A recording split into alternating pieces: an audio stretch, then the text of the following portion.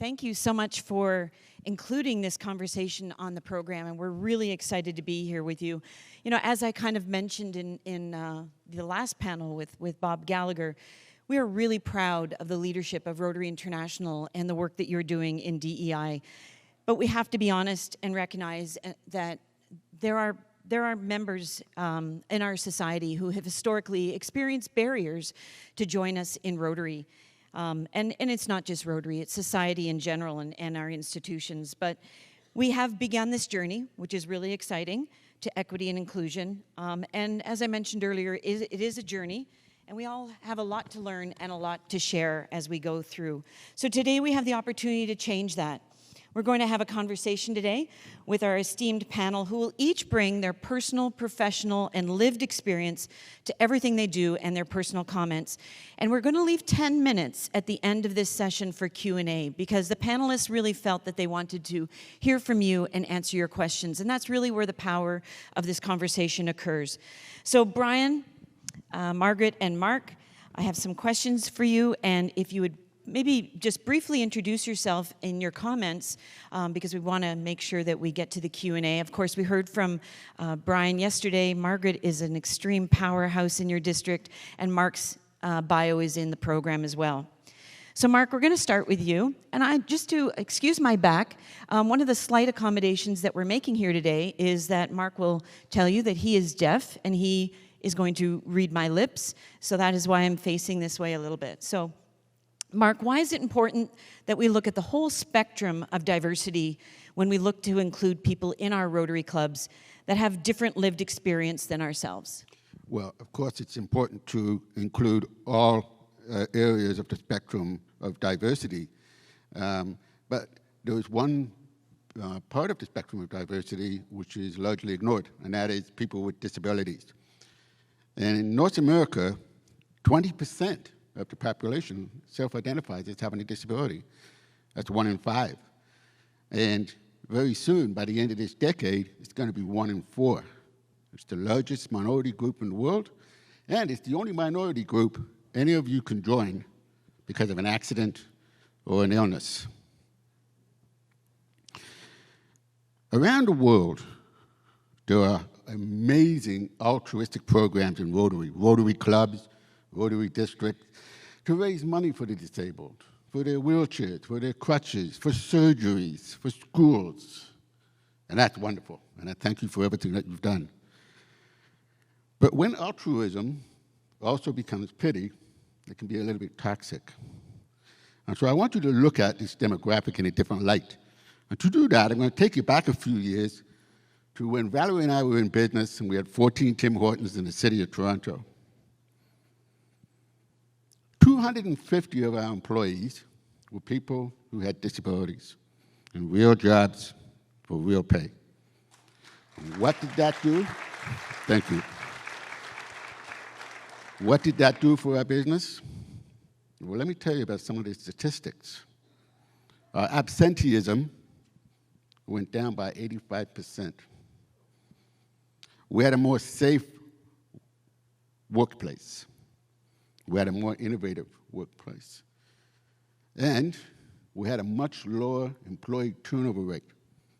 Membership remained high. So if you look at the innovation factor, because this is important for Rotary, how does innovation work with a person with a disability? Well, let's take a person who has MS, for example, uses a wheelchair. What is their day like just to get started? Got to get up in the morning, take a shower, make breakfast, get dressed, eat breakfast, go down into the parking garage, get into the car, drive to work, possibly with hand controls. So everything that that person has done today is different to you and me. Different problem-solving skills. That's how innovation is created in the workplace. And that's how innovation is created in Rotary. When you include people with different lived experience, people with disabilities who are qualified in your clubs, you increase the innovation factor in your club. you reduced the bleed of membership in your clubs when you include people with different lived experiences. Innovation in membership drives, innovation in fundraising, because people who have disabilities think differently. They're not smarter. I should have talent. We just think differently. We problem solve differently because we have to get through our normal lives, our normal day. There's a statistic I want you to take with you, though. There's something I want you to take home with you to your clubs and think about. And that is 20% of North Americans have a disability. That's a fact.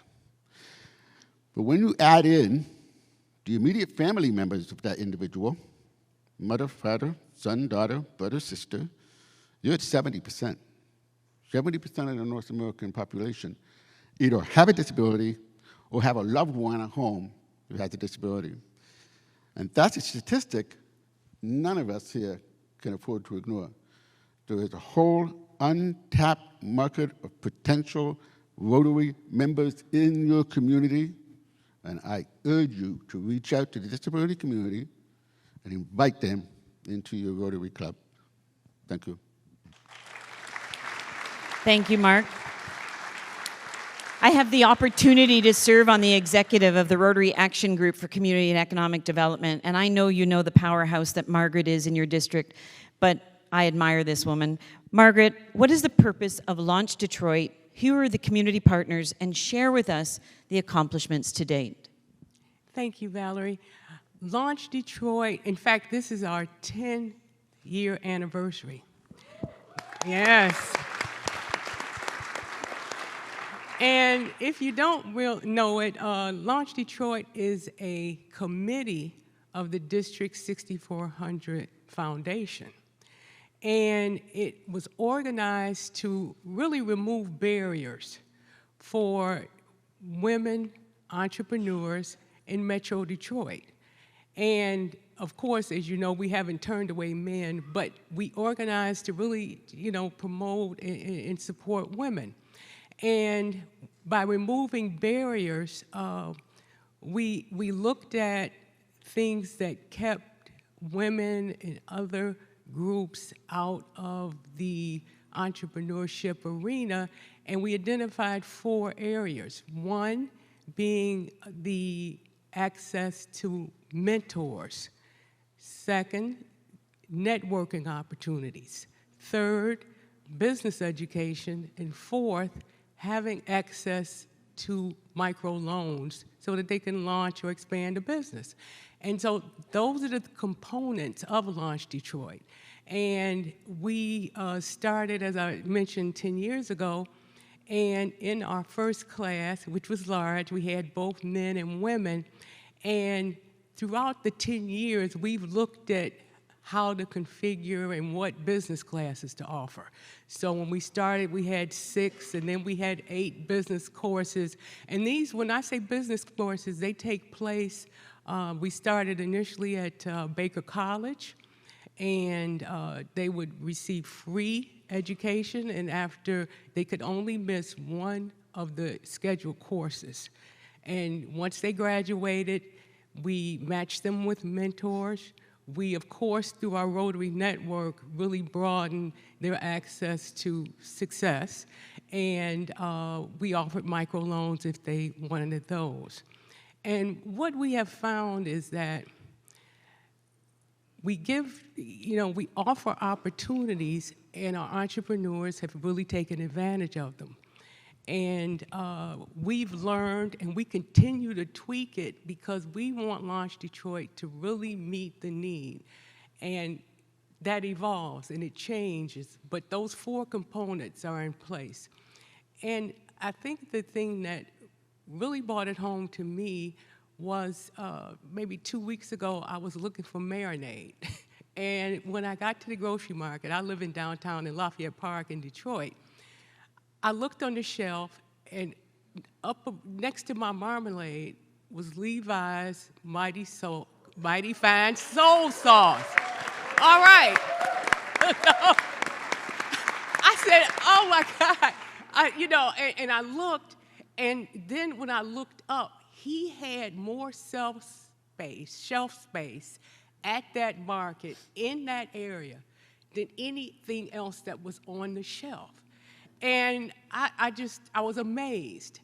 And I looked at the relishes, and I saw Mrs. Pruitt's Cha-Cha. And she had shelf space as well. Those are two Launch Detroit entrepreneurs who started with home-based businesses. Levi used a recipe from his family that was passed down for generations. Mrs.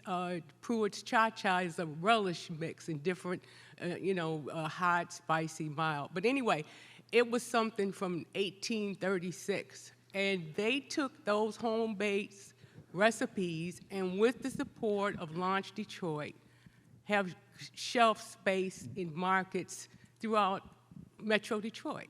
And that's the power of Rotary. Noel Jackson was the mentor and is the mentor for Levi, taking him from cooking sauce in his kitchen to shelf space in Metro Detroit. So that's the power of Rotary, and that's the difference, to meet the need where it is, to open doors. And our partners include, as I mentioned, Baker College, Wayne State University, Mike Ilitch School of Business, International Strategic Management, Level 1 Bank. Perfect. Incredible work. Must be amazing to, go shopping and just see the fruits, literally the fruits of the labor of Launch Detroit. That's really incredible. Brian, thank you so much for your message yesterday. I think it really resonated with so much of it. It was very powerful. And I'm really honored that Brian and I worked together on the Rotary International Diversity, Equity, and Inclusion Task Force, which will continue for another couple of years. And Brian next year will be the vice chair of that committee. And Brian, we work really closely, but you bring such a wonderful professional background of intergenerational partnerships, the work you've done. How can we as Rotarians incorporate meaningful collaboration between people of various ages? So first of all, it's also an honor to work with you, and it's being part of the task force has been just sort of a surreal experience, because we get to work so closely with so many different people from various backgrounds that it's just been so rewarding to really learn about, we have our lived experiences, but to be able to share what other people's lived experiences are and be able to bring that into our clubs and bring it into the work that we're doing, I really appreciate that opportunity. So when I was, a lot of people when they know that I'm on the task force, they assume because I'm a little fabulous that it was because of my work with the LGBTQ community, but when I was first asked, the primary purpose of the conversation was to talk about intergenerational relationships, and most of my work over the last decade has been really taking the words of some of our greatest wisdom leaders and sharing that and really engaging with young people to have that opportunity, but then also to learn from young people and be able to take that and bring it back to these wisdom leaders. And when I say wisdom leaders, Archbishop Tutu and Dalai Lama, one of the things that they have in common is they're really, well, before Archbishop passed, they're really, really old. And a lot of young people that we worked with didn't know who they were. And so that was a key thing. And I think that as we got into the conversation with Rotary, it really was about how do we not just have this conversation like, oh, we got to get young people into our clubs, because I hear that all the time. What do we do to get young people into our clubs? How do we get young people into our clubs? And that is important. It is important for the success of the organization. It's important for the growth of the organization. But what we can't forget is that more seasoned Rotarians bring a lot of wisdom. There's a lot of, I listened to some of the projects that you guys have been doing over the last 2 days, and there's a lot of wisdom that has come from experience of doing these projects and being able to share that experience with younger people. Conversely, it's also fantastic to be able to get the knowledge, to be able to take what young people have experienced and what they know and be able to say, hey, this is awesome that we've seen this project that you've been doing for years, but what if we also add an element of something else? And I'll give an example. We're getting ready to do a huge polio walk that 2 of my older members in my club did, and they did it in Spain a couple years ago, and this year they're going to be doing it in Italy. And the whole idea is they're going to be walking from Florence to Rome via Assisi. You're all welcome to sign up and join us if you'd like. But the idea was, oh, they're going to do this walk, and we'll fundraise for it, and we'll get lots of people to give money to help them do this along the way. And then I have a new member who is the head of the Rotaract MDIO in Oceania, Becky Giblin, and she was like, well, what if we also come up with an idea that we can actually network all the Rotaract clubs in the world, and we can do a virtual walk, and we can allow opportunities for people to be able to participate even if they can't travel, because nobody in Oceania is going to be traveling to Italy in September to do a month-long walk. But the idea of being able to do this virtual walk was not something that any of us had actually considered until Becky brought it to us. And so I think that like being able to have this conversation between people who have been in Rotary for a really long time and people who are just brand new is important. But I also think that as we start getting into these partnerships, it's very important that when we engage with Rotaractors or just young professionals in general, we bring them in as equals, because it infuriates me when I hear like, oh, we're going to have this mentor-mentee relationship and we're going to be able to work with the young people until they're really established. And I can tell you that most of the Rotaractors that I know more about Rotary than I do. And so I learn constantly from them, and I have this opportunity to learn from them. And so they should be joining our clubs as equals, and they should be joining us as full partners in what we're doing. And additionally, though, I do encourage that if you're in Rotaract and you're young and you're joining the club, be willing to like know that you don't know everything, and be willing to like learn from people as well and take that wisdom. And I think that having that doorway and being really open and having the conversation is really important to be able to move forward with this. Well, I promised you a powerful panel. You know, when we talk about disability and we talk about the demographics that aren't necessarily present, it's so much more than just categories. But today I think we heard from the underrepresented disability group, the socioeconomic part of DEI that is so important, and the culture change that is necessary for us to learn from each other through those intergenerational relationships, and just listening to each other and letting everyone show up as their true authentic self, and certainly learning and growing together.